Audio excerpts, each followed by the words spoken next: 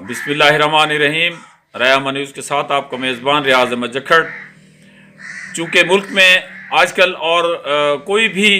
موضوع ہو، مہنگائی، بے روزگاری، یہ تو ایک عام ہر وقت کا ہمارے سردردی جاری ہے، اور جب تک ملک معاشی طور پر مستحکم نہیں ہوتا وہ حالات ٹھیک نہیں ہوتے۔ لیکن آج بحث کر رہے ہیں سیاسی نظام پر کہ اگر ایوبی دور سے لے کر آج تک جتنے بھی الیکشن ہوئے ہیں ان میں ہر ایک میں ایک نئی طرح کی اختراع لے کر وہ الیکشن آیا ہے۔ کسی کو کس طرح مینج کیا گیا ہے، کسی کو کس طرح مینج کیا گیا ہے۔ کسی پارٹی کو لانے کے لیے کبھی بی اے کی شرط لگا دی جاتی ہے، کبھی ان پڑھ کو موقع دے دیا جاتا ہے، اور کبھی اسی حالات میں ہی کسی کے لیے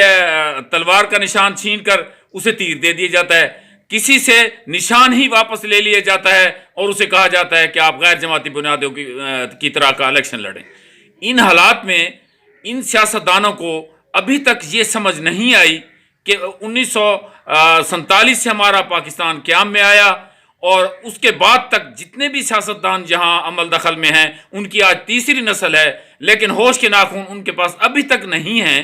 کہ وہ ایک پیج پر اکٹھے ہو کر اسی چیز کو ریفارم کر لیں اور اس کو مستحکم کر لیں کہ ہم نے کس طرح کا سیاسی نظام اپنے ملک میں رائج کرنا ہے۔ دنیا بھر میں جہاں جہاں جمہور اول نمبر پر ہے اور اسی کے بل بوتے پر وہ کامیاب قومیں بن چکی ہیں، ترقی کی اتھاہ گہرائیوں پر پہنچی ہوئی ہیں، ہم غربت کی اتھاہ گہرائیوں میں جا رہے ہیں۔ ہمارے ہاں نہ روٹی ہے، نہ پانی ہے، نہ گیس ہے، نہ بجلی ہے، اور ہمارا مزدور دیہڑی دار دھو کے 2 وقت کی جو ہے نا روٹی کے لیے ترس رہا ہے، کسان پریشان ہے، فوڈ سیکورٹی ہماری نہیں ہے، صنعتیں ہماری بند ہو چکی ہیں۔ اس کی بنیادی وجہ یہی سیاسی نظام کی جو سٹیج ہے اس پہ کھڑے نہ ہونا، اور اس طرح کا عمل دخل رکھنا کہ کبھی کوئی سیاستدان اگر ہٹایا جاتا ہے تو اسے کبھی کسی طریقے سے ہٹایا گیا ہے، کبھی کسی طریقے سے ہٹایا گیا ہے، کسی نے چوں چرا نہیں کی۔ ایک کو ہٹا کر دوسرا تیار رہتا ہے کہ میں کب جو ہے نا حکومت میں چلا جاؤں۔ جب ایک کو نکالا جاتا ہے تو دوسرا شادیانے بجا رہا ہوتا ہے کہ اس کو نکالا گیا، اچھا ہو گیا، اب میں آ جاؤں۔ وہ پھر اپنی من مرضی سے وہی قوانین تراش لیتا ہے، اسی طرح کا سسٹم تراش لیتا ہے، اسی طرح کا آئین میں ترامیم کر لیتا ہے۔ جیسا کہ 18ویں ترامیم کے بعد صوبے آزاد ہوئے ہیں تو آج کا RO چونکہ پہلے بھی ان کے ماتحت تھا وہ پھر ان کے ماتحت ہے۔ اس لیے ہر الیکشن جب اپنا رزلٹ لے کر آتا ہے تو اگلے لمحے کوئی 4 حلقے کھولنے کا کہتا ہے، کوئی 8 حلقے کھولنے کا کہتا ہے، کوئی دوبارہ گنتی کا کہتا ہے، کوئی دھاندلی کا کہتا ہے، کوئی کچھ کہتا ہے۔ اس طرح سے ان کی آپس کی لڑائی کی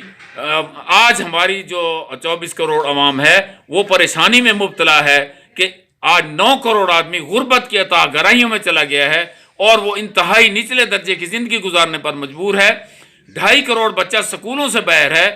کہیں جو ہے ترقی نظر ہی نہیں آتی، بے روزگاری انتہا کو پہنچ چکی ہے۔ اگر کوئی تعلیم یافتہ طبقہ ہے تو وہ اپنی بے روزگاری سے مارا جا رہا ہے۔ اس لیے سیاستدانوں کو جب بھی یہ حکومت کوئی اچھی بنا لیں تو اس پر مل بیٹھیں، سارے مل کر ہی حکومت کریں، اور مل کر ہی اس بات پر تہیہ کر لیں کہ آئندہ ایسی ریفارم لائیں گے کہ ایک اچھا نظام قائم ہو، اسی نظام کے بل بوتے پر وہ باری باری بے شک حکومتیں کریں، باری باری بے شک ایک دوسرے کو موقع دیں، ان کی صلاحیتوں کو دیکھیں، یا انہیں صوبوں میں حکومتیں دے دیں، وفاق میں حکومت دے دیں، لیکن ایک وقت کی روٹی کے لیے جو آج ترستا ہوا ہمارا شہری ہے پاکستانی، اس کو تو نہ برے حال میں ڈالیں۔ ہمارے ہاں بنیادی ایسیسریز جو ہے وہ تو مہیا کریں، جو ہماری صنعتیں ہیں وہ انہیں تو چلائیں۔ جب وہ چلا لیں گے ملک خوشحال ہوگا، کوئی ان کی طرف بھی نہیں دیکھے گا، اور وہ اپنی ذمہ داری بھی پوری کر لیں گے۔ اگر انہوں نے اب بھی پوری نہ کی تو ہم بہت ہی برے حالات میں چلے جائیں گے۔